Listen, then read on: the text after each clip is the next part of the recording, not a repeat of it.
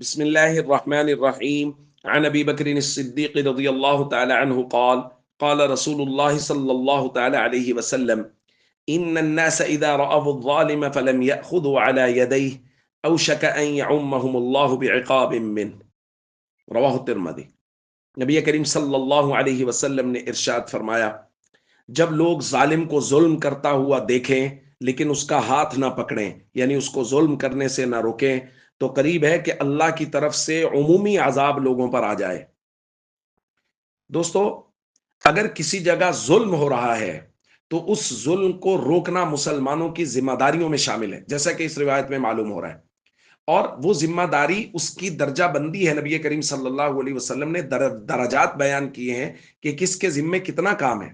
فرمایا، من رأى منکم منکرا فلیغیرہ بیدی، جو کسی منکر اور برائی کو دیکھے، اور ظلم سے بڑی برائی کیا ہے، اس سے بڑی برائی کیا ہے کہ چھوٹے چھوٹے معصوم بچوں کے چیتھڑے اڑ رہے ہیں، اس سے بڑی برائی کیا ہے کہ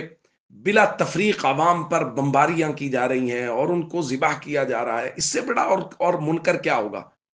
تو فرمایا، جو منکر کو دیکھے سب سے پہلا درجہ ہے فلیغیرہ بیدی، اپنے ہاتھ سے اس کو روکے، وَإِن لَّمْ يَسْتَطِعْ فَبِلِسَانِهِ، ہاتھ سے نہیں روک سکتا، نہیں جا سکتا، تو اپنی زبان سے آواز حق بلند کرے، مظلوموں کی آواز بنے، مظلوموں کے حق میں آواز بلند کرے۔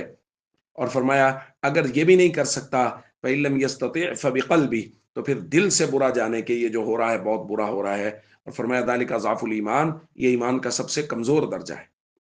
اس وقت جو غزہ اور فلسطین کے حالات ہیں، اور امت مسلمہ میں جو ایک بے حسی ہے، اور امت مسلمہ جو اس حوالے سے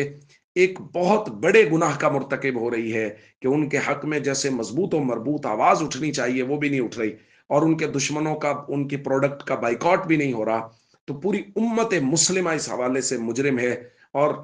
پہلی جو حدیث ہم نے آج پڑھی ہے کہ اللہ کا عمومی عذاب بھی امت کی طرف متوجہ ہو سکتا ہے کہ ظالم کو ظلم کرتے ہوئے تم نے دیکھا، لیکن تم نے اپنی کوشش نہیں کی، جو تم کر سکتے ہو وہ تم نے نہیں کیا۔ آج جمعہ ہے، اور جمعۃ المبارک کو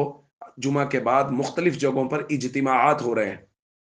فلسطین کے حق میں، مظلوموں کے حق میں، ظالموں کے خلاف۔ دیکھیں آپ کے قریب میں کہاں کوئی اجتماع ہو رہا ہے، کہاں لوگ باہر نکل رہے ہیں، وہاں نکلیے ان کے ساتھ، اور مظلوموں کے حق میں آواز بلند کیجئے، تاکہ ہم کم از کم یہ درخواست کر سکیں اللہ کے دربار میں کہ اللہ پاک، ہم نکل سکتے تھے، ہم نکلے، ہم بائیکاٹ کر سکتے تھے، ہم نے بائیکاٹ کیا، جو ہمارے بس میں تھا مظلوموں کے ساتھ اظہار ہمدردی کرنے کے لیے وہ ہم نے کیا۔ السلام علیکم ورحمۃ اللہ وبرکاتہ۔